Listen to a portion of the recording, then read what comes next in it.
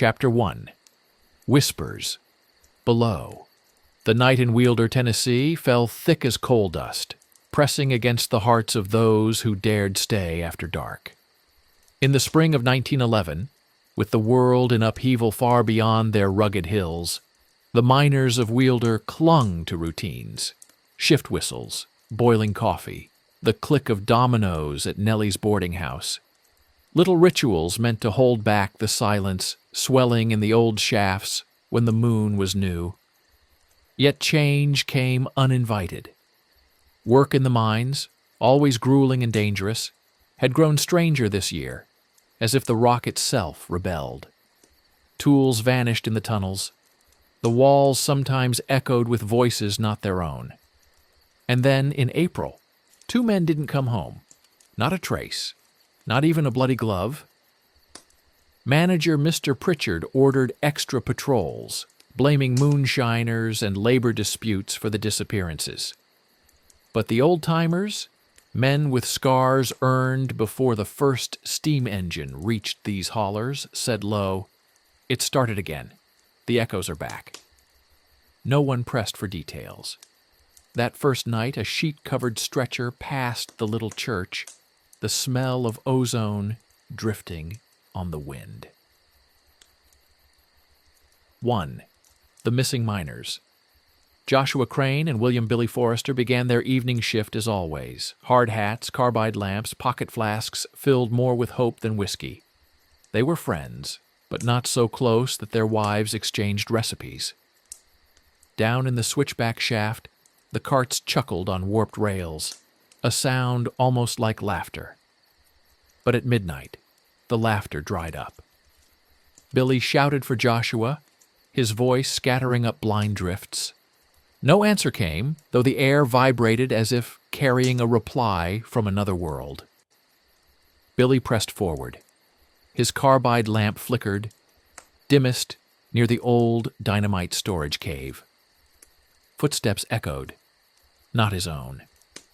When the foreman found Billy's lunch pail on the floor, there was no miner in sight. Just the faint, metallic hum when all else should have been silent. 2.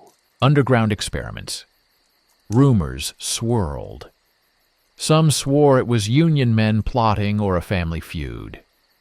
But in hushes and glances, stories returned to the reclusive Dr. Eben Thial, an out-of-place academic funded by a railway syndicate.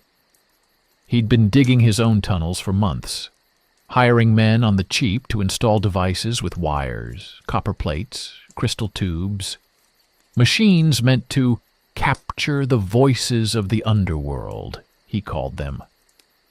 Ned Malloy, once paid handsomely for a night's work, told Nellie over biscuits that Dr. Thial's singing stones glimmered with blue fire when the mountain shook. Others swore they heard their own names called in perfect imitation, sometimes by voices of loved ones, sometimes by voices they knew were long dead. The local preacher warned of unnatural science, but Pritchard saw only lost revenue and demanded results. If he finds coal or cures mules, it's all the same. But if another man vanishes, he goes.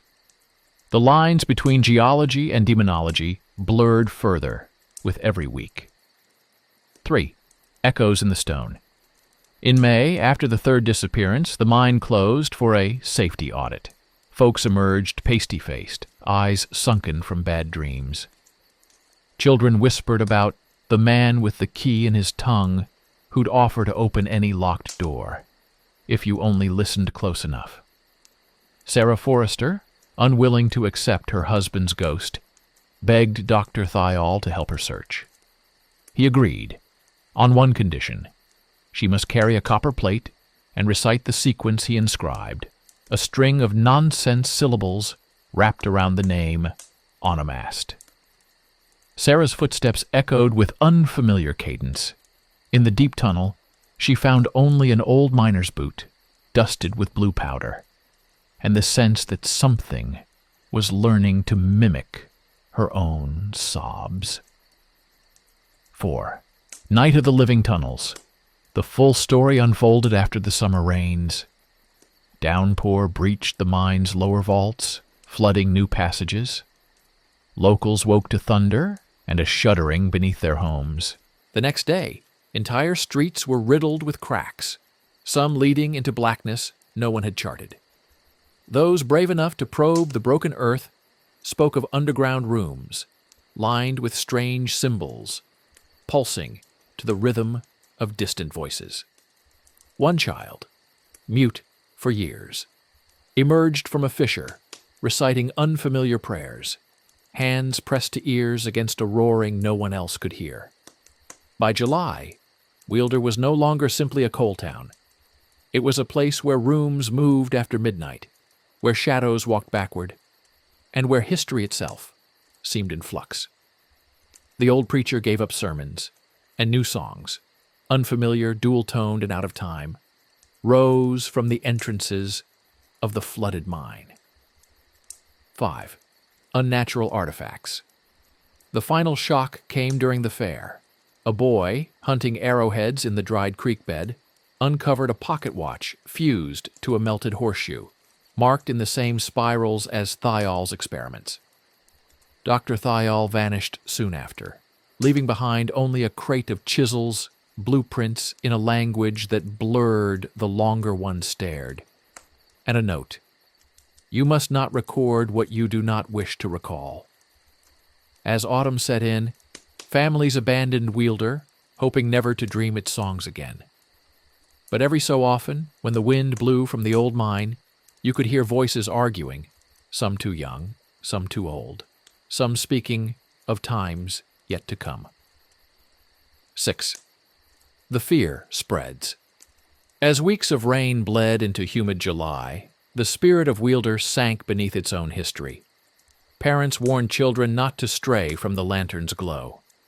Laborers stared at their own reflections in puddles, sometimes swearing the faces looking back were not quite right, smiling when their lips were still, eyes too deep and too knowing. At Nellie's, the dominoes gathered dust. Instead, men whispered about flickering blue lights snaking through the forest at midnight, of hearing the heavy tread of boots long after curfew. The postmistress refused to handle any letter without first holding it to her ear. She claimed to hear faint tapping, like code from down in the dark. Librarian Mrs. Qualls rediscovered a yellowed pamphlet, Songs and Customs of the Plateau Miners. One page described the lament of the Underhill, a ballad sung without words to keep the old spirits docile, a tradition abruptly terminated in 1859. When she hummed it at her window, the family dog whined and ran into the night. 7. Sarah's descent. Sarah Forrester became the town's unintentional detective, dogged by grief but too angry to give in to myth. She returned to the mine with Thial's copper disc hanging from a string around her wrist, following the whispered sequence: Onomast, Vokil, Saranth. Below, the air thickened with a cool, metallic flavor, like storms and pennies. Sarah thought she saw her silhouette stretch and split against the stone where Billy disappeared. The disc trembled in her hand as she pressed on, breathing the syllables, ignoring the sense of something hungry, just out of sight. At the junction of two tunnels, she stumbled upon a strange sight. A shriveled canary, motionless against a patch of swirling blue powder, and a child's half-rotted shoe. The canary's beak was open as if mid-song, but no sound escaped, not even an echo. Ahead, weird static filled her ears. Voices, some familiar, others ancient, looping in nonsense syllables, came from a device composed of copper wires twisted around a chunk of quartz. As Sarah watched, the crystal pulsed with her heartbeat. She ran, leaving the disc beside the canary. 8. The preacher's revelation. Word of Sarah's ordeal spread. The town preacher, Reverend Elroy, gathered a midnight council. "We have called this place our home," he intoned, "but the land has its own memory." Long before coal, before maps, there were stories of hollow earth and voices that trade in secrets for a price. Elderly Miss Perkins, wild-haired and sharper than ever, agreed. "My grandmother said the stones will answer if you listen, but you might not like their reply." Reluctantly, Elroy brought out a hidden record, an Edison wax cylinder, kept in the church since 1893. None had dared play it. The meeting room trembled as the preacher wound the handle and dropped the needle. Instead of a hymn, the air filled with warbling static and a single phrase repeated in 4 voices. "We were here before. We'll be here again. Tell our names, or be untold." The youngest, a boy just turned 9, burst into tears, screaming Billy's name until his mother ushered him away. Haunted discoveries. As summer unfurled, Earth's wounds bled strange artifacts. Farmers plowing old fields turned up singed dominoes fused to bits of unfamiliar metal. Little Martha Briggs came home with a marble doll's head, faintly glowing, with runes around the brow. In August, floodwater receded, revealing a low corridor previously hidden. Teenagers on a dare snuck inside at sunset. They heard songs echoing in their own voices, descriptions of deaths that had not occurred yet, and glimpsed a giant, skeletal hand imprinted in the wall. When the sheriff finally retrieved them at dawn, one girl could not speak. Instead, she tapped out a code with her knuckles, matching the rhythm on the postmistress's letters. The town's unease metastasized. Even nature twisted. Fireflies blinked in precise, coordinated patterns above the mine, and horses refused to cross certain streams, as if they sensed invisible boundaries. Elders said, "The mountain wants its secrets kept." 10. The gathering storm at Erthile's belongings, once the butt of jokes, became sacred clues. The new schoolteacher, Mrs. Johnstone, pieced together diagram after diagram, each showing tunnels sketched atop existing railroad plans, except for one line drawn in blood-red ink spiraling toward a core. That red path snaked exactly where most disappearances had occurred. Sarah returned to the preacher, demanding that he organize a search party. Only those willing to carry copper discs and recite the onomast code admitted. The preacher, Mrs. Qualls, the sheriff, 2 miners, and the librarian set out at dusk. Lanterns danced as they chanted the code along the flooded tunnel. Hours passed. Inside, echoes of footsteps multiplied. Mrs. Qualls swore she heard her late husband's laughter, fading into weeping. The team reached the core, an underground amphitheater, ancient beyond storytelling, its ceiling etched with spirals lit in spectral blue. In the center, atop a mound of shattered dominoes, lay the missing miners' hats and a book wrapped in skin and wire. 11. The Book of Names. The group barely dared approach, but Sarah, shuddering with anger and love, snatched the relic. As she opened the book, the tunnel filled with song, a chorus of Billy's, Joshua's, even Dr. Thial's voices, blurring from English into syllables she half remembered from her descent. The pages listed not the lost, but those still in town, each life paired to an echo, written in trembling, mirrored script. The book's final warning: when the last voice is named, the mountain will fall silent. Return this book to the light, or vanish with your shadows. As the group fled, the mine trembled. A great wind rose from its depths, flinging copper discs and blue powder into the sky, painting the fields in ghostly spirals as the last echoes of that ancient power chased them home. 12. After the storm, the days that followed found Wielder in a strange calm. The blue powder faded beneath fresh rain.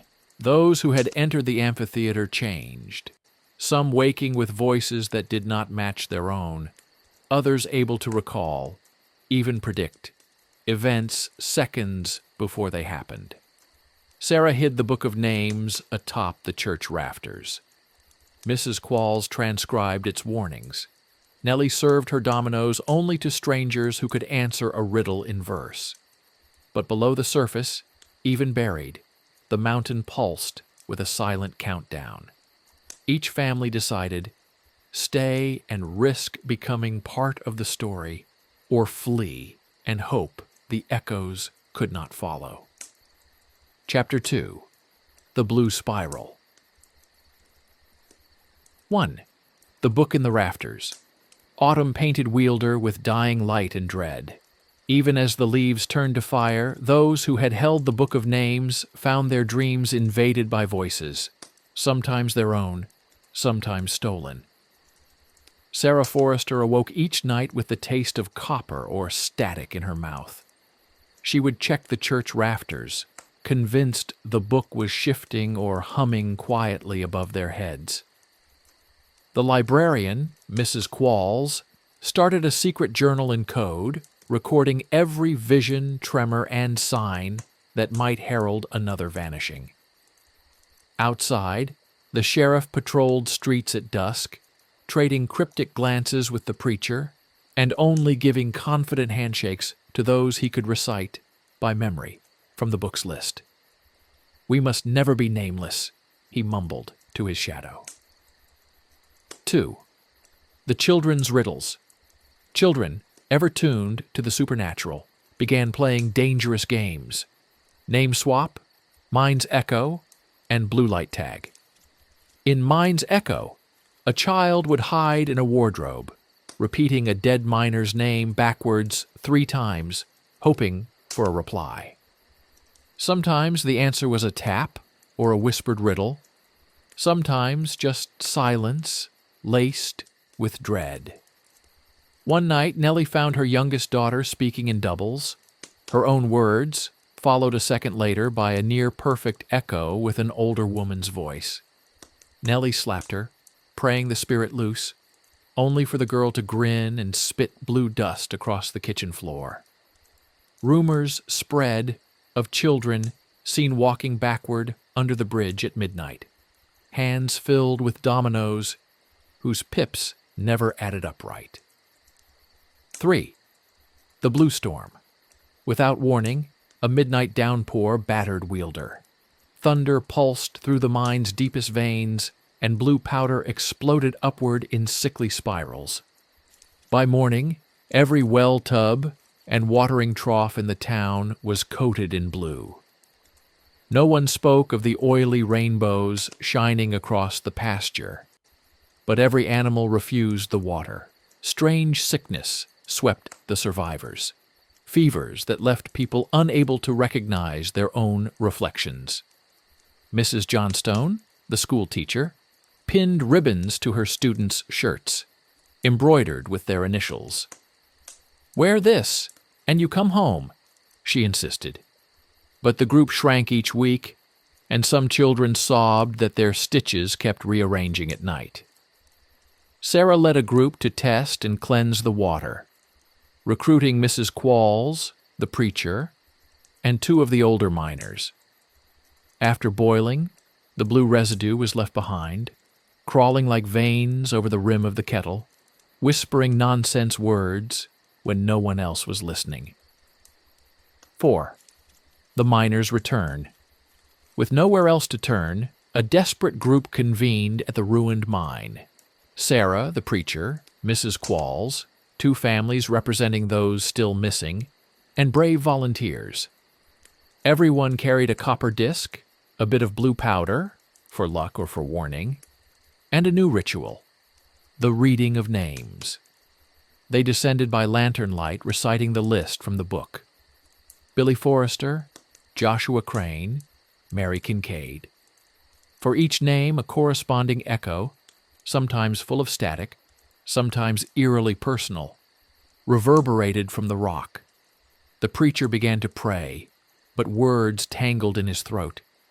The book itself warmed in Sarah's hands. With every name called, lines appeared in her mind, a map overlaid with pain and possibility, leading not to the familiar exits, but to a yet unseen spiral passage, lit in deep sapphire. Chapter 5. The machinery wakes. Near the amphitheater, the group discovered Tile's devices, cracked copper discs, gears dusted with blue, strange valves hissing with a music nearly human. Mrs. Qualls pressed her ear to one, a rush of whispers. Don't write, don't listen, forget, and be free. Others swore they heard footsteps, a baby's cry, the faint ping of a domino on stone. The preacher, breaking from the group, found a tunnel wall marked with fresh blood, a spiral, and the words, "Unlock me." Daring, the preacher pressed his ring to the center. The mine shook, walls breathing, voices rising, a vision of the missing, flickering above the blue powder. They did not plead for rescue. With faces blank as dominoes, they sang a song that throbbed in every listener's heart. Record us, or become us. 6. Strange rituals. The townsfolk panicked. Some fell to their knees, reciting their earliest memories. Others touched blue powder to their lips, or smeared it in sigils on their cheeks. Sarah insisted they write their names again and again, on stones, on skin, on whatever survived the damp. But the mine itself seemed to remember, stone shifting and closing, keeping the survivors in the pitch dark. Only the voice of the lost children, echoing the names, playing spontaneous games in the blackness, guided the search party back. It was morning before they emerged, blue dust on their hands refusing to wash away for weeks. From that day, the book was never read aloud, without at least 3 witnesses. No one drank from wells not guarded by spoken names.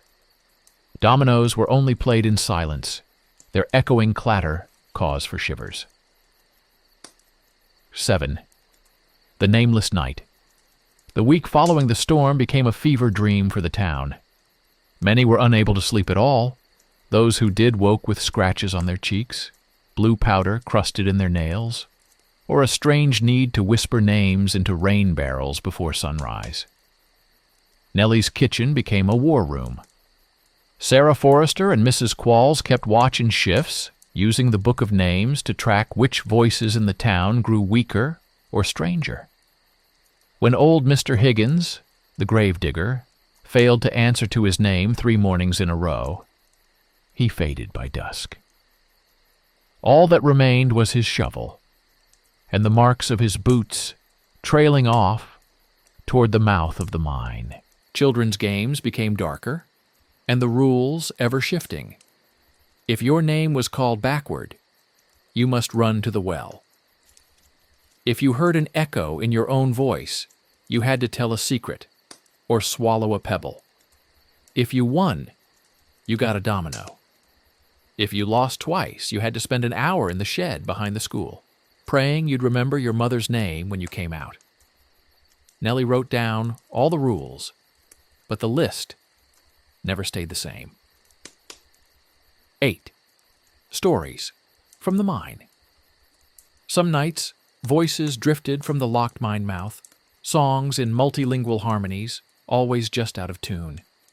Sarah, restless, ventured as close as the new sheriff would allow, with copper disc in one hand and blue powder in the other. She saw the ground pulse with strange symbols. Each pulse carried a different memory. Her brother's laughter, the moment Sarah's mother died, flashes of faces she knew and didn't, moments she forgot, then remembered with a start, as though the mountain itself was testing her. Mrs. Johnstone's class tried to chart the patterns. The children started drawing a spiral on every scrap of paper blackboards, even windows. Every spiral seemed to spin if you stared long enough. 9. The Echo Game. Growing desperate, townspeople gathered in the church for an emergency ritual. Mrs. Qualls led the congregation in a naming circle. Each person stood, declared their name, a memory, and then named the person to their left. As the circle closed, the walls rattled. For half the town, the echoes returned as expected. For others, their names came back, changed. Slight shifts in vowels, lost syllables. The preacher's name came back with his mother's maiden name added. A young girl received her twin's name, and for the next week, switched places with her in voice and face. Sarah insisted they start again.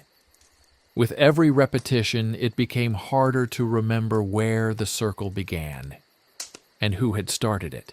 Afterward, several townsfolk dreamed that night of the amphitheater's blue-lit core. In their dreams, they watched themselves chanting the code, watched their own faces wander off into darkness. 10. The Tunnel Calls. Drawn by the tumult of failed rituals, the mind's spiral passage yawned wider with every day. Nerves frayed. Wielder's oldest resident, Miss Perkins, broke a decades-long silence to warn, "That spiral's an invitation. Only those not named can walk it and come back whole."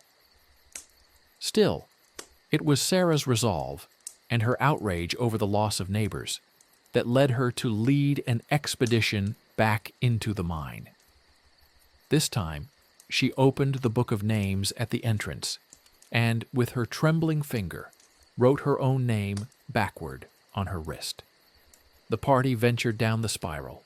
Sarah, the preacher, 3 of the bravest parents, Mrs. Qualls, a child clutching a domino. They pressed forward, each step echoing from rock that felt thinner, closer to memory than stone. Inside, blue powder led the way. They chanted names as they walked. With every echo, the spiral in the walls turned, and above their heads, the core, the epicenter of all vanishings, began to pulse and hum. 11. Face to face, with the blue. The spiral's end opened into the amphitheater again, but the air was electric, filled with hundreds of shifting, translucent faces. Some belonged to the lost. Others were a blur, or nearly familiar but horribly wrong. One face was unmistakable, Billy Forrester's but older, aged in moonlight and blue dust, wearing an echo's smile. "Return the book," the chorus whispered, "or lose what makes you yours." Sarah, tears streaking her own cheeks with blue, demanded the release of her brother and the lost. Each face flickered, some showing regret, some anger. Mrs. Qualls addressed the core in the old code, a string of syllables that sounded like thunder and wind. Onomast, Vokil, Saranth. Mindy. The amphitheater trembled, the spiral glowed, and the book of names snapped shut with its own will. The child, holding the domino, stepped forward, placing it on the central mound. For a heartbeat, the amphitheater rang with sound. Names, stories, laughter, arguments. The faces began to merge, blur, and then, with a sigh, faded into the blue. 12. Wielder's Reckoning. The group returned to town, covered in dust so deep that it seemed tattooed to their bones. For some, memories sharpened. For others, personalities fragmented and changed. Wielder felt new, unsettled, a place that had only barely survived its own spiral history. The book of names was finally sealed, buried beneath the church bell, and never spoken of again. Yet, when thunder rolled and the blue spirals gleamed beneath heavy skies, children would sometimes play dominoes in the old barn, repeating names that didn't quite belong to anyone. And the echo from deep within the mountain would softly whisper back. Chapter 3. The Spiral Inheritance. 1. Vanishing boundaries. The line between Wielder's living and its memories blurred as winter approached. Sometimes the mind's echoes slipped from the mountain, pooling in alleyways at dusk, pouring from empty chimneys into kitchen fires. Names on the church roll changed overnight. Even the sheriff's voice began to carry a strange harmonic, as if a deeper echo were always waiting to answer for him. Sarah Forrester led a new tradition. Every Sunday, townsfolk chalked the book's names onto doors and fences. But the chalk was soon found rearranged, some names thickened or erased. A judge from the county, called to investigate, lost 2 days to a fever. "I dreamed I lived here, wasn't sure I wanted to leave," he admitted, avoiding the mind's gaze as he returned to his carriage. 2. Ghosts in the house's children grew afraid to fall asleep. Some woke in rooms subtly changed, window panes swapped, clocks running backward. Nellie's youngest began to see a second version of herself in every reflective surface, mouth moving before her own did.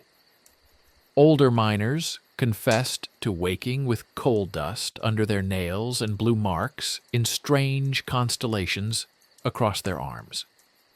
The bravest reported hearing the dead at midnight, not as ghosts, but as classmates and neighbors, alive within the spiral and demanding to be named. The preacher's own daughter, gifted and mute, became their oracle, drawing spirals on windows and mouthing lost warnings. When she refused to let go of the book of names, her mother locked it in the safe. That night, every key in the house vanished. 3. The mountain's awakening winter thunder forced the river to new paths, and a fissure opened in the fields, lined with dominoes, copper wire, and teeth. Sarah's search parties found new tunnels that had never appeared on any map. Inside, near fossilized footprints led in circular patterns, as though countless inhabitants had been pacing for generations without rest. Dr. Thial's notes, recovered from the church rafters, hinted at a ritual to sever false echoes at their root. Parents debated, should they try to forget the names of the missing, or redouble efforts to anchor every story in memory? Mrs. Qualls, increasingly moved to prophecy, urged them to attempt both. Invent a new story for every old one. Only a town full of stories can resist what hides in silence. 4. The inventor's right. Led by the preacher, the townsfolk gathered in the mine's amphitheater on the longest night. As the core pulsed above, each person lit a lantern and told a story never spoken before, about impossible rains, haunted machines, or wishes that might save a soul. The preacher's daughter sang a wordless spiral lullaby, echoed by the trembling walls. As each story unfolded, blue dust lifted in the air, swirling upward to meet the mountain's silent breath. Halfway through the rite, a rift opened. The spirits of lost miners, children, and even echoes of newcomers spilled forth, not angry, but insistent. "Tell it different," they demanded. "Imagine us a future, or lose us forever." 5. The new book of names. With the old book sealed, Mrs. Johnstone created a new ritual. Every child in Wielder became both author and subject of a new book. They wrote names backward, composed dreams on slips of paper, buried memories beneath spiral stones. That spring, for the first time, the echoes dropped their warnings. A ripple of laughter moved through Wielder, and dominoes clattered again, not in fear, but in remembrance. Sarah's grief became pride as her voice joined the chorus. The town alive now, not in the stories they'd lost, but in the ones they were brave, or wild, enough to invent. 6. Nightfall and new rituals. As winter deepened, boundaries in Wielder stretched thin. Children invented new bedtime rituals, whispering 3 truths into their pillow to anchor themselves, or tucking dominoes under their blankets as protection. The preacher, increasingly desperate, led memory parades, lines of villagers mumbling both old and made-up memories as they passed beneath lanterns, hoping to keep their names and thoughts from the encroaching spiral. Each household invented unique defenses. Mrs. Qualls tied blue threads to every doorknob and window. Sarah painted chalk runes on her porch before dawn and after dusk, always careful never to replicate the same symbol twice. Some families left out bowls of salt, others avoided mirrors altogether, fearing a glimpse of the version of themselves claimed by the core. 7. Dreams as portal sleep became the most dangerous time. Sarah dreamed of descending into the spiral, but the stairs never ended.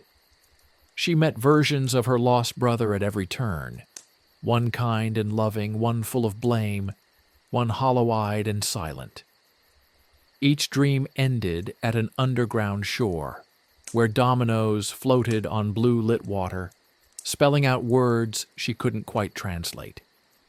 Nellie's youngest, haunted by double reflections, slept with the book of names in her arms.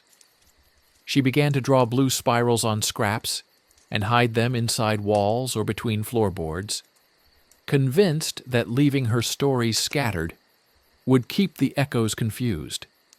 Mrs. Johnstone dreamed she was teaching children who all had her face, her voice, each one writing their names over and over until the chalk snapped. 8. Folklore grows teeth. Word spread that whistling after dark invited the mind's laughter. No one cut hair on Wednesdays, ever since a miner vanished after a midnight haircut. If a dog barked at the church when the book was sealed, it was a warning. Someone was about to be forgotten before morning. Old Mrs. Perkins became the town's unofficial memory keeper. She hosted Vale nights, telling stories by firelight, some memories, some pure invention. The veil between truth and lie, she claimed, was thinner in Wielder than anywhere on earth. Children came to believe that stories, told with conviction, could change reality itself. A group recited a fable about the mountain flooding with wildflowers. The next day, blue buds appeared along the spiral path, blooms trembling as if listening for a name. 9. The Spiral Inheritance. On the year's coldest night, every remaining family in Wielder gathered in the amphitheater for a new rite. This time, even those who never trusted the book joined in, bringing tokens, old tools, broken toys, even forgotten letters. Sarah read a new list. Instead of only reciting names, each villager invented a story for their name, sometimes wildly fanciful, sometimes heartbreakingly personal. For each tale, blue dust swirled upward, and faces in the core brightened.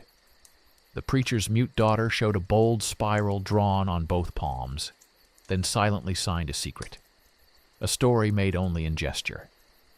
As each spoke, the feeling of dread shifted. Some faces in the core faded, but others, made of laughter, regret, and invention, lingered, almost grateful. In this way, the town began to forge a new understanding. Memory and invention were a double spiral, and their dance, the only hope against oblivion. 10. The dawn. After with spring, the wind off the mountain felt lighter. Children played name new in the fields again, creating new identities, shouting invented birthdays, pretending to be echoes themselves. No one scoffed at the rituals. Even newcomers left a small offering in the spiral cave as a sign of respect. Nellie reclaimed her kitchen with easy laughter. Sarah smiled as she saw a line of dominoes strung along every fence, each piece etched with a small, unique mark. A promise that not one would ever be played the same way, twice. But late at night, under the soft flicker of the church bell, Mrs. Qualls still wrote by candlelight, cataloging dreams and changes, preparing for whatever storm, of memory or invention, came next. And in the deep of the mine, the core hummed softly, neither threat nor comfort, but a promise. As long as Wielder dreamed and remembered, the spiral would turn. Chapter 4. The Festival of Spirals. 1. Rumors in the Wind. As spring thawed Wielder's haunted winter, rumors swirled like dust devils. The Book of Names was hidden beneath the church bell, but unsettling stories spread faster than spring weeds. Some said that on moonless nights, blue powder rained from dead trees. Others swore they saw lost miners wandering country roads, faces flickering through fog, trailing dominoes on strings. Sarah became restless, haunted by dreams of the mine's core pulsing beneath festival grounds. Mrs. Qualls, now town archivist, catalogued every oddity: dogs that barked at echoes, mirrors showing strangers, white flowers blooming in spiral footprints along the riverbank. 2. The festival is called Wielder voted to hold a festival of spirals, a celebration meant to banish fear, honor memory, and invent hope. Mrs. Johnstone, with Sarah and Nellie, led weeks of planning: domino tournaments in the square, spiral dances at sunset, lanterns inscribed with names both real and imagined. Every family chose a unique ritual. Some painted blue spirals on cheeks. Others wore copper charms, or recited invented family legends. Children performed ghost tag in the woods, racing to call each other's names before the echoes did. The preacher's daughter wrote her own spiral dance without music, leading half the children in circles around the old mine mouth. Every step is a story. If we don't invent, the mountain will write our endings for us, she declared. 3. The Night of Double Faces. On the festival's eve, tension hung thick. Thunder rolled, and at midnight, a blue mist descended. The lanterns flickered and doubled. Faces wavered, sometimes seeming to split or merge, every reflection in the river showing two forms: one bright, one pale, both watching and waiting. Sarah, sensing danger, gathered a ritual circle. Each villager recited their name and invented a true memory for the reflection beside them, no matter how wild. The preacher led prayers, but Mrs. Qualls pressed for invention. Stories, not faith, will protect us tonight. Halfway through, Nellie fainted after seeing her lost daughter's face smiling from a lantern. A child holding a domino saw his shadow turn blue and drift away, but then, with a laugh, spun a game so clever he felt himself return. Those who resisted invention felt the pressure of memory, like stones in pockets, weighing them down until the mist lifted at dawn. 4. Games with fate. Festival games became trials. Spiral tag involved naming every participant as something else: ghost, miner, preacher, lost child, before returning to themselves in the final round. If a player failed, they had to share a dream aloud, while everyone else recited a story with a lost name hidden inside. Dominoes became runes, each piece marked with a symbol invented that morning. Anyone drawing a double six had to face the echo game, standing at the festival's edge, repeating both their greatest wish and their deepest fear, trying not to tremble as echoes from the mine echoed back in fractured syllables. Mrs. Johnstone led a memory maze, sending children through rooms draped in blue spiral cloth, each telling a story with invented twists, earning a coin if the listeners believed it had truly happened. 5. Revelations in the spiral. At dusk, Sarah found herself leading a processional toward the amphitheater. The ground pulsed, blue dust swirling, dominoes rattling in the pockets of every survivor. Each family brought tokens: old letters, broken pipes, bits of hair, buttons from lost coats. The preacher's daughter led everyone in a spiral dance that, according to legend, could trick echoes into revealing themselves. Inside the amphitheater, faces began to swirl: lost miners, old children, echoes of everyone who'd ever lived in Wielder. The blue core pulsed. Elders and children joined in song, half remembered, half invented, sometimes more howl than melody. Mrs. Qualls recorded every lyric, convinced that if the festival ended with more stories than the mountain held, Wielder would remain itself for another year. 6.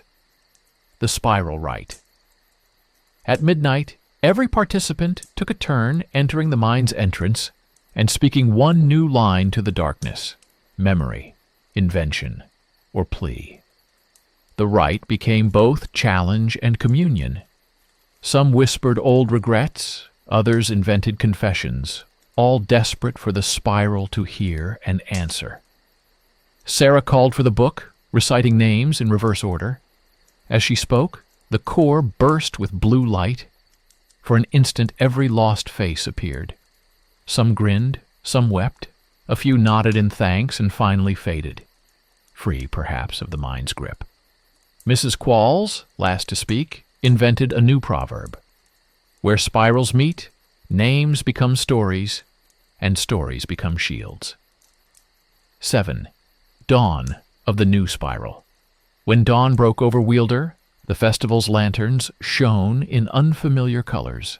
Children raced to the fields, dominoes in hand, chasing blue moths and telling stories about wishes the mountain might grant.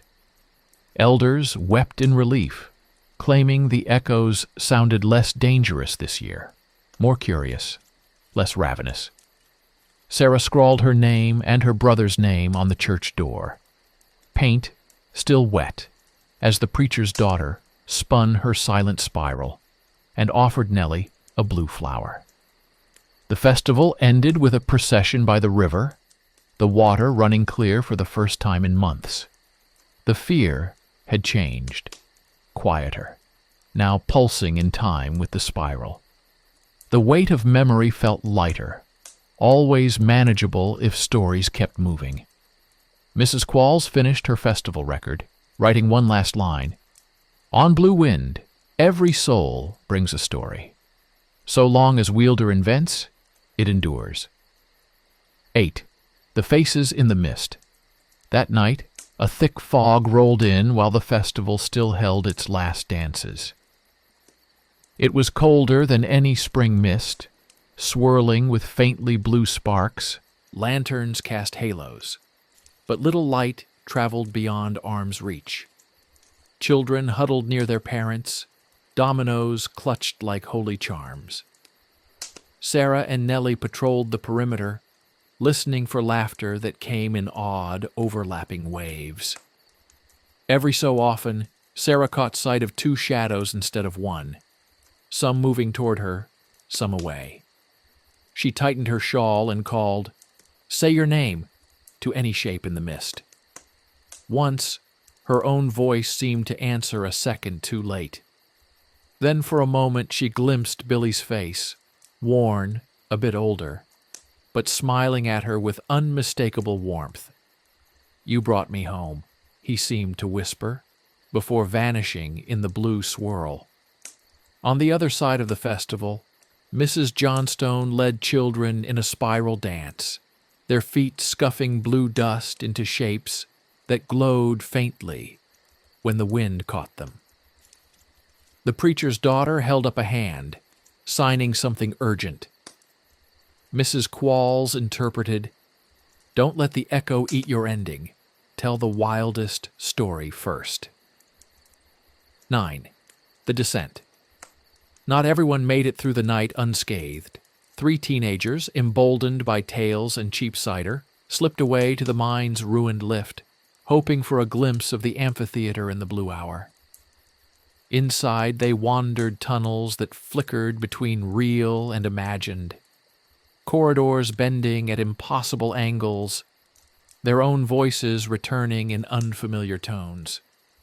One girl, Annie, found herself stumbling over a ring of dominoes set into the stone. The others heard her call but couldn't find the source, her shouts layered atop their own. For hours, the group played memory games, desperate to recall birthdays, pet names, anything that would keep them together. Only when Annie sang her mother's invented lullaby did a crack in the tunnel appear, leading them back to dawn and breathless relief. When asked, Annie swore, "I only escaped because I chose a story no one else could repeat." 10. Festival's end. By sunrise, Wielder felt changed, lighter in some places, and on the brink of unraveling in others. Parents gathered every child, recounting where they'd been, what stories they'd told, which tokens they'd offered. Even the preacher, shaky from a night without faith, wrote his own invented name on the church bell, startling the sparrows. The dominoes used in the festival bore new marks, tiny spirals, moons, bits of code invented by the spiral children, who insisted, if you can't repeat your move, you can't be lost. Sarah and Mrs. Qualls led a final procession to the river, scattering leftover blue powder and sending paper boats afloat, each with a single, unclaimed name inside. "May those who need a story find their way," Sarah intoned, her voice echoing softly from bell to bridge to mine. The final tally. A few faces not accounted for, but more laughter than grief, more songs than silence. For now, it was enough. 11. The spiral's promise. In the weeks that followed, the town slowly exhaled. Domino games became evening ritual. Every story invented that night told again with embellishments, or intentionally left unfinished, so the spiral always had room to turn. Sarah reopened Nellie's kitchen, serving tea to anyone with a new myth to share. The preacher sought out Mrs. Qualls for lessons in invention, determined to teach sermons that changed from week to week, so no echo or miner could ever finish the tale for him. Mrs. Johnstone archived every drawing, every wild festival story, and every rule scribbled in blue. "What we invent will shield us better than anything we remember," she told the children, sending them home to dream. And in the mine's core, the spiral quieted, not gone, but satiated, humming just beneath the threshold, patient, waiting for the next story. Chapter 5. The Heart of the Spiral. 1. The silence returns. The weeks after the festival felt different. An uneasy quiet hung over Wielder, as if the mountain itself was listening. Conversations dulled. The chime of the church bell lost its echo. When Sarah called out for her brother in the early morning, no one answered. Even the birds kept their songs short and clipped. Strange omens multiplied. Everyone's watch lost a minute per day. Dominoes found in pockets crumbled to dust, and dreams turned silvery and silent. The spiral dust in the mine settled into new patterns, less vibrant, yet somehow more menacing. Trao too, the fading names. Little by little, the rituals began to lose power.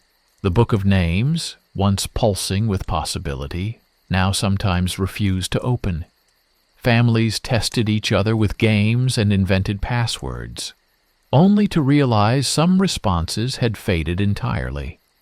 Faces at breakfast occasionally shifted, and once, Sarah saw her own reflection blink out of sync, returning only when she whispered a story from her childhood aloud. Nellie turned to folklore for comfort, reading aloud a legend about times when the spirits demanded silence before returning memory in floods. Children grew nervous. Would the next story bring them back or push them further away? One by one, people found that when they were alone, they couldn't even hum a tune from memory. Only in groups, when competing to invent new tales, could echoes be held at bay. 3. Blue Midnight. It was the preacher's mute daughter who first heard the new voice, a soft humming from beneath the ground that crescendoed every night at midnight. She pressed her ear against the spiral stones and signed one warning. A new story waits. Don't be afraid to change. The humming became contagious. Miners' families heard it beneath their beds. Ghostly tunes drifted from wells. The dominoes left out overnight sometimes rearranged themselves into spirals. As blue midnight approached, the sky itself seemed to darken early. Stores closed. The preacher wrote a final sermon, handing out blank slips of paper. Bring these to the mine. Tonight, every name is new. 4. The Descent. Once more. The entire town assembled at the amphitheater, arms full of tokens, empty journals, unlit lanterns, broken dominoes, painted shells, homemade spiral charms. Sarah led the group, her voice raw from days of inventing stories for children fearful of forgetting. This time, instead of repeating names, they each wrote a new word or drew a wild symbol on their slip of paper. Stones glowed as each villager pressed their note into a crack in the amphitheater's floor. The preacher's daughter dared everyone to dance in silence, whirling faster the longer the humming continued, channeling fear into ferocious, desperate creativity. When the humming stopped, each villager clung to someone else, repeating the invented words. The amphitheater's blue core pulsed with dazzling light, the mine itself shaking with laughter and tears, both. 5. The Revelation. As the dust cleared, a voice finally spoke directly. At first it was a babble, then dozens of names in a single echo. I am the spiral. I am the story taker, the story giver. Only those who invent their ending can claim tomorrow. The lost reappeared, but changed. Some wore new faces. Some remembered futures that had not yet happened. Some spoke languages no one in Tennessee had heard. It was terrifying, yet cathartic. Reality had bent to invention, and Wielder was no longer just a haunted place. It was an open legend. From that day, the Book of Names was locked away. Instead, Wielder's children carried blank notebooks, filling them with stories each day. Some lies, some truths, all necessary. 6. Closure and awakening. Sarah visited the mine one last time with Nellie and Mrs. Qualls. There, in the heart of the spiral, the three women buried the domino that had started all the trouble and whispered their final secrets into the dust. As they left, the spiral shimmered, as if satisfied, its dangers less hunger and more a challenge. Invent or be lost, the wind seemed to say. In the following months, Wielder found quiet joy in uncertainty. Dominoes became worn from constant use. Every spiral parade ended with a new myth. And every spring, the youngest children led the adults down to the river, inventing new names for its bends and singing to the mountain, which now replied not with threat, but with the chorus of 1,000 possible futures. 7. The Morning Stories. Before the town could breathe again, the mine claimed another voice. Mrs. Johnstone's niece, Laurel, vanished from the schoolyard just before dusk. Her domino set was left in a tight spiral under the blackboard. Instead of panic, a numb resignation swept the villagers. Nellie, once their anchor, sat in her kitchen, shuffling dominoes absently, whispering lines from every festival story she could recall. In response, Wielder began its morning stories nightly. Each family gathered by the river, lighting lanterns, as Sarah recited the lost. Laurel, daughter of the mountain. Thomas, who could never be caught in games. May their names find shelter in every myth. Children were not shielded from the sorrow. The preacher's mute daughter painted blue spirals on their cheeks, then led them in a found game, inventing a new ending for the story of any person not accounted for. Laughter, a little forced, a little wild, flowed through the mist as the children spun tales of Laurel kinging herself, queen of the dominoes, riding blue fireflies through hidden tunnels. Trait, echo, and invention. Those who survived felt themselves subtly altered. Sarah sometimes heard two thoughts, one grounding her in the present, the other whispering risks, doubts, possible futures. Mrs. Qualls awoke, speaking dialects she had never learned, while the preacher's daughter became renowned for cryptic prophecies. A true name never ends, so make sure you're always writing it. An outsider arrived, a folklorist from a university, armed with tape recorder and skepticism. He insisted echoes were a form of mass delusion, dominoes a game of probability, and the Book of Names just a regional oddity. But when the preacher's daughter offered him a spiral domino as protection, he laughed and woke shivering the next night, covered in blue powder, reciting Sarah's invented lullaby aloud in perfect Appalachian dialect. He left town at dawn without a word, but sent a case of blank notebooks and copper discs by mail weeks later. 9. The Legend of the Blue River. Spring melted the last snow, and the Blue River ran high. Townsfolk claimed to see shadows swimming just beneath the surface, sometimes a lost miner, sometimes their own reflection returned as if from another time. For the equinox, Sarah led all of Wielder to the riverbank, instructing each person to drop a domino into the water, after speaking a story. Truth, lie, or dream, it didn't matter. As domino after domino vanished into the current, the echoes grew quiet. That night, the Book of Names fell from its hiding place, opening to a blank page, and the core in the mine shimmered warmly. People dared hope. Maybe drowning stories cleansed memory, maybe invention healed, maybe not all lost things needed to return to be honored. 10. A new spiral begins. Under gentler spring skies, the children of Wielder gathered to invent the town's next chapter.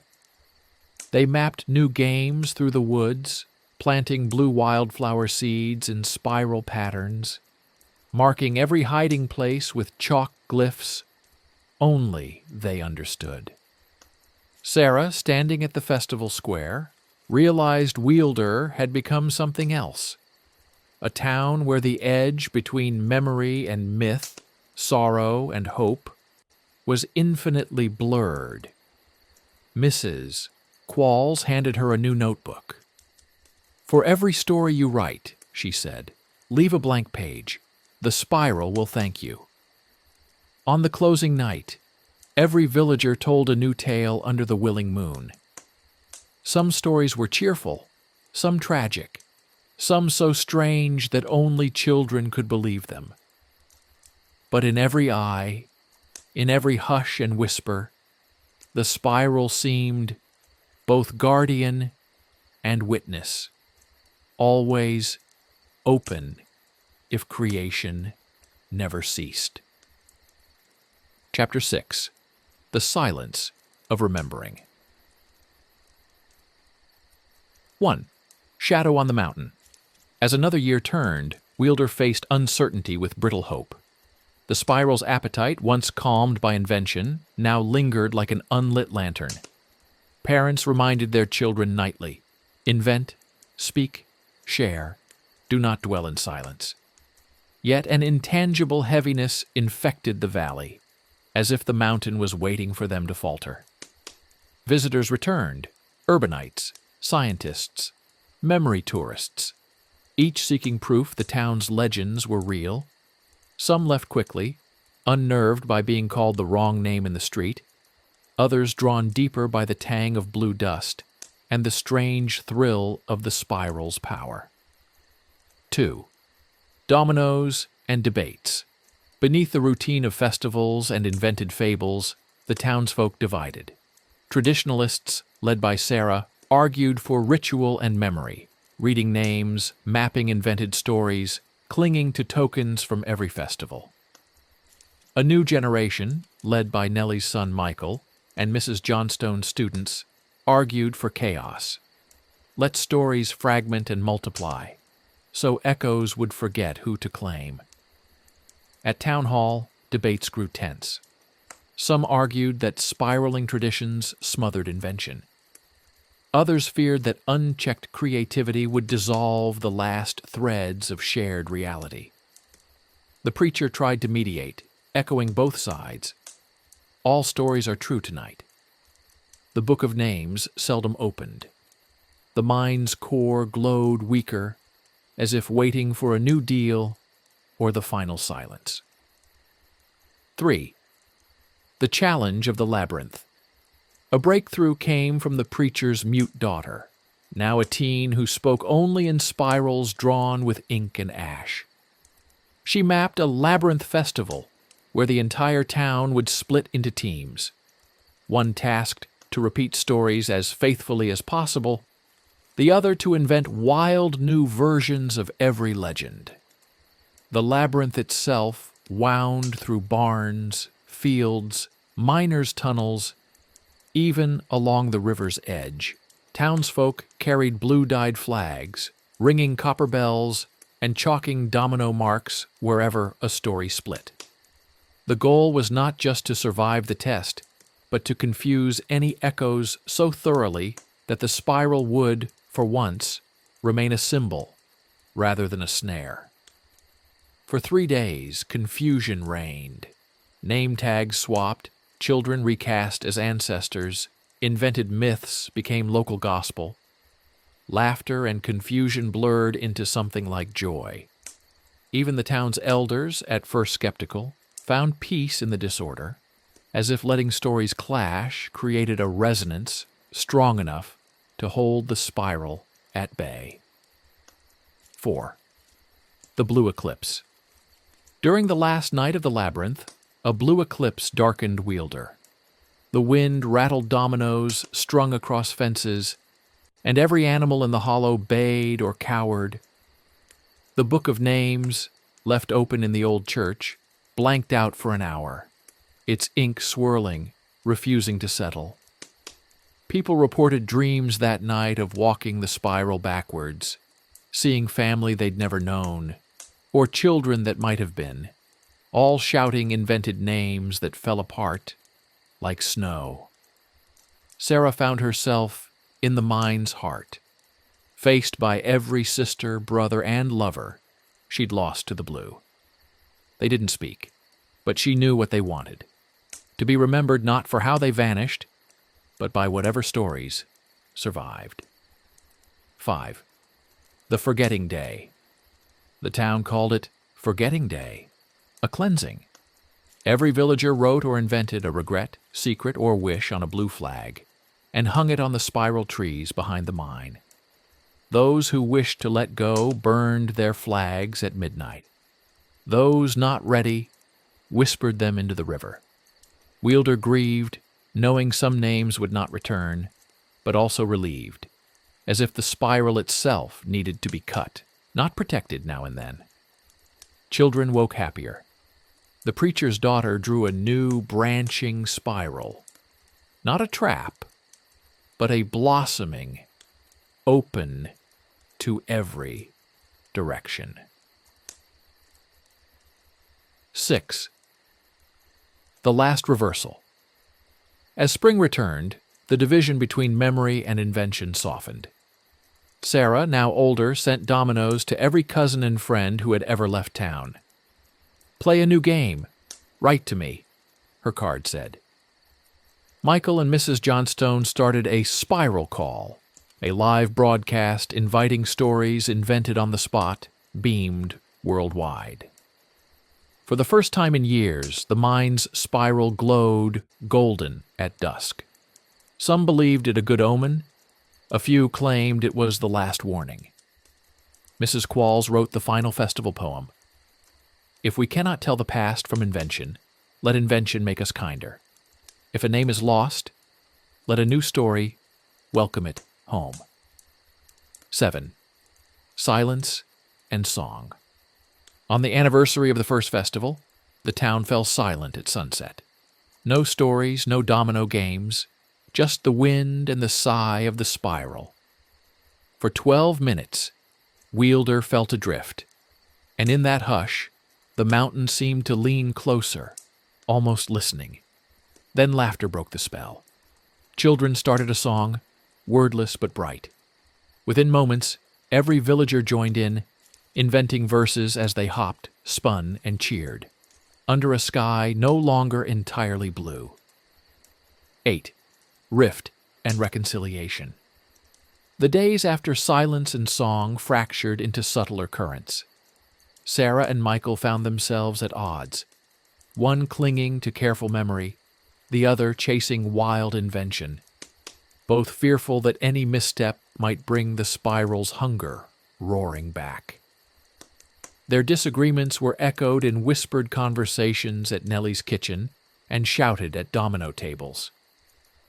But memory and invention were only the surface. In dreams, villagers found themselves back in the mine, a great corridor with countless doors, each carved with a spiral. One door bore the name of a loved one lost, another, a secret never spoken, a third, an invention so wild it nearly tumbled the dreamer awake. Some opened a door and found another version of themselves, singing in joy or sobbing in blue silence. The preacher's daughter drew a new diagram in ash and wildflower petals, 2 spirals bound together, a double helix stretching from mine to river. "You must choose both," she signed in the square, and half the town wept without knowing why. Yak 9. The inventing hour. Mrs. Johnstone's spiral call broadcast became a sensation. Every home in Wielder tuning in each night for the inventing hour, where children made up verses, elders cracked jokes older than the mine, and Sarah herself read a fable about the miner who dug up the moon. Laughter and awe rebounded across the hills, and for a time, even skeptics believed the spiral's appetite waned. Yet, at the edge of town, blue powder drifted anew, and the winds from the mine sometimes whispered memories no one had confessed. The old preacher confessed he'd dreamed of dominoes stacking themselves into a bridge, leading back to the town's founding, a loop of story without an end. 10. The Oracle's Trial. An unexpected gathering formed around the preacher's daughter, now the Oracle of Wielder. At the Labyrinth Festival's closing, she set forth a final challenge. Each villager must invent a story for someone else, reversing old rivalries, balancing pride and regret, placing invented strengths in voices soft and loud. For each tale, the townsfolk circled the amphitheater's core and offered tokens. A drawing, a snippet of song, even a letter to their other self they might have become. Those who could not invent were paired with children who spun impossible legends until smiles or tears broke through. The result was chaotic, joyful, and emotionally raw, memories blending with inventions, old wounds softened by new laughter. Elderly Mrs. Qualls claimed, "The spiral is not healed, but it is fed." 11. The Blue Requiem. But even joy has a shadow. On the final night, a storm swept through, washing dominoes from eaves and breadboards, scattering blue dust all the way to the river. In its wake, the Book of Names appeared open in the amphitheater, blank, except for a single phrase in trembling script. A story not told is still a story. The next morning, several townsfolk felt changed. Sarah awoke with the memory of having 2 brothers, though she'd had only one. Michael found he could recite ballads his grandmother never taught him. Children saw faces in the mind's shadows, smiling and waving, neither menacing nor forlorn. The spiral silence was now not a threat, but a waiting, for invention, for forgiveness, for the next chapter. 12.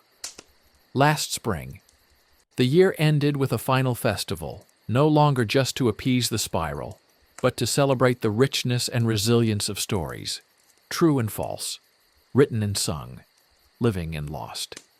Wielder, changed and hopeful, sent letters, dominoes, and blue dust out to neighboring towns, inviting anyone who felt haunted to come invent with them. Sarah, older and dignified, watched Michael and the new generation lead domino games by twilight and listening circles at dawn. The preacher's daughter's final spiral, painted in ash, salt, and the petals of blue wildflower, became the emblem on every home. As the spiral glimmered under the thawing soil, Wielder at last understood. What you invent, you keep. What you share, you multiply. And in the echoing halls of the blue-touched mine, the silence waited, patient, never hungry, willing to become anything the brave and the wounded might dare imagine. Chapter 7. The Unwritten Spiral. 1. The Gathering of Echoes.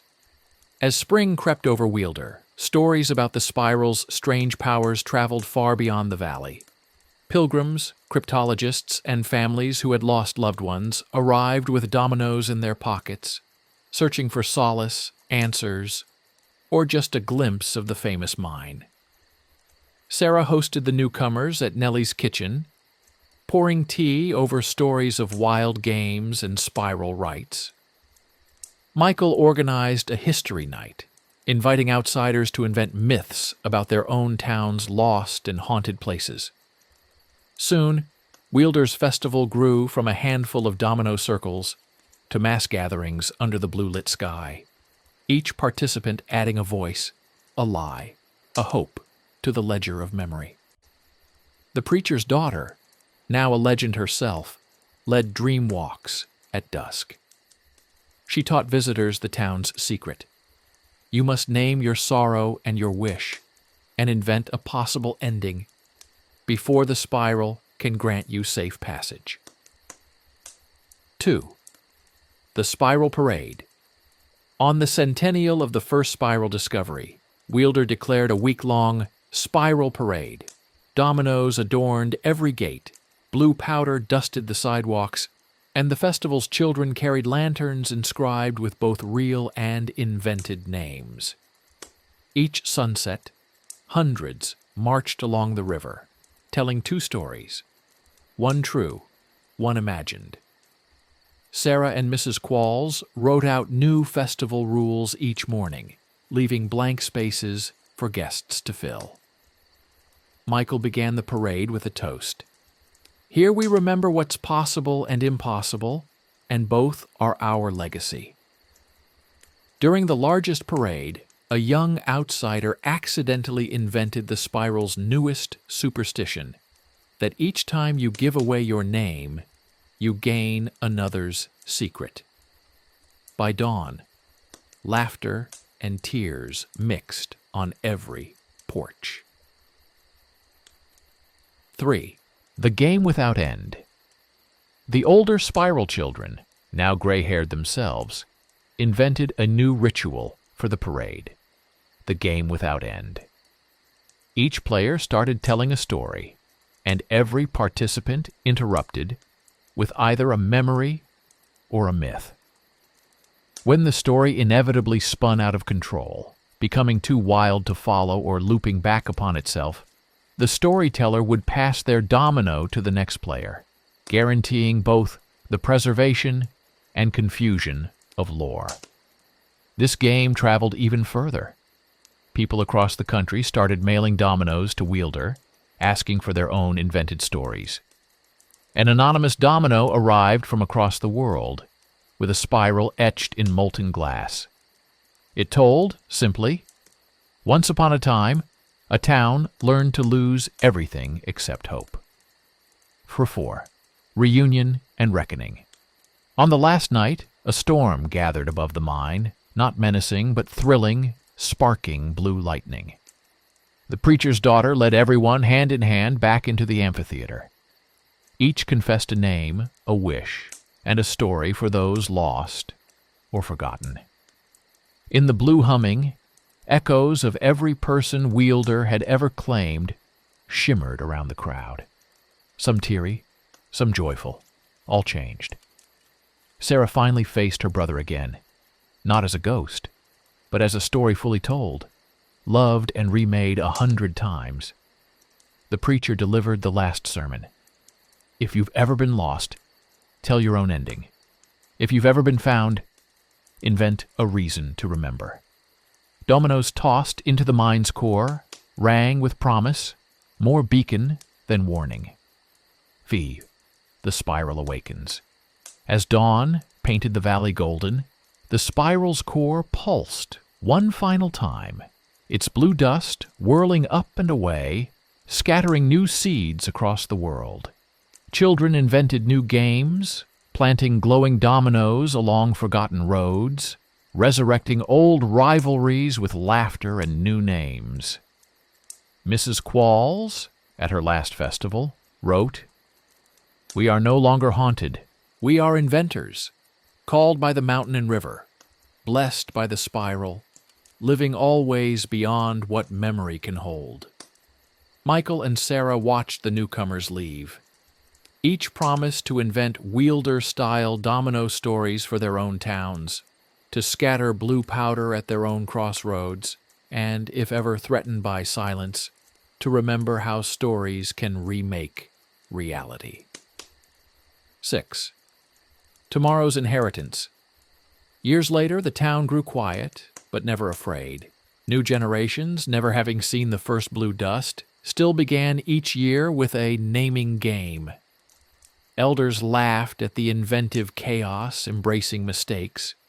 The festival became worldwide, spirals appearing in unexpected places, dominoes swapped at bus stations and train stops, every story a promise against forgetting. Even in old age, Sarah led the spiral parade, her voice echoing across Wielder with joy and the wildness of myth. The preacher's daughter left town on a blue morning, writing a poem no one would read but everyone would remember, lighting up strangers' faces whenever their stories wandered. 7. The unwritten chapter. The mind slept, no longer hungry but gleaming whenever anyone dared invent. Sometimes dominoes would reappear at windowsills, or blue powder trickled through the fence. A single domino was placed at the river's bend, with a message carved in every language and cipher the world could offer. A story unwritten is a story undone. Invent. Remember. Heal. And in the echoing hills and homes of Wielder, if you listened carefully, you could hear the spiral still turning, the sound as old as rivers, as deep as mountains, and as full of fragile, infinite hope as any name ever spoken. 8. The farewell spiral. The festival's end brought a tenderness to Wielder. Sarah stood with Michael at the river's edge, dominoes clutched in her fist, the preacher's daughter at her side. Rain threatened, but everyone, townsfolk, old rivals, newcomers alike, gathered for the farewell spiral. Each carried a lantern, its flame colored blue by a craft of crushed wildflowers and spiral dust.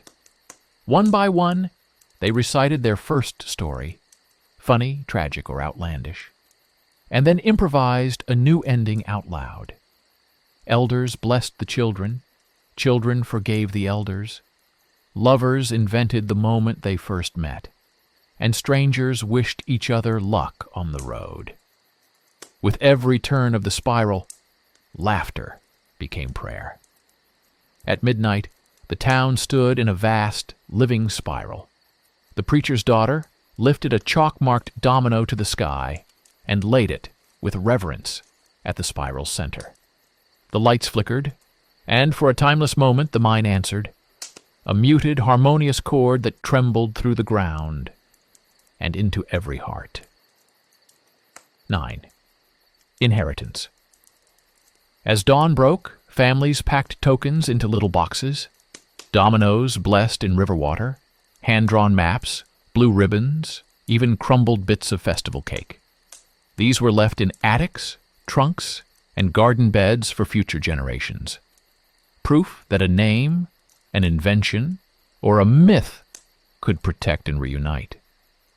The preacher's daughter, now aging herself, gave each child a simple rule for survival. If ever you feel lost, invent a new name for yourself, or call to the spiral. It will answer in echoes of hope.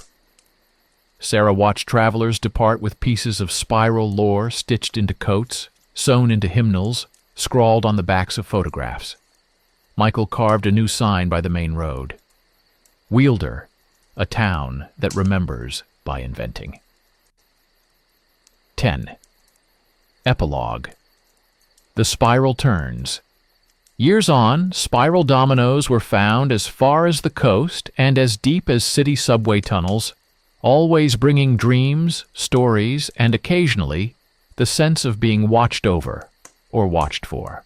Sarah's last story, The Mountain That Listened, was found in a stranger's notebook 1,000 miles away, retold in many tongues and always ending with freedom, forgiveness, and the next open page. The blue dust faded from the mine, but the spiral itself remained. An idea, a shield, a song, and a warning. Wherever loss tries to take root, a story, told or invented, will always find its way home.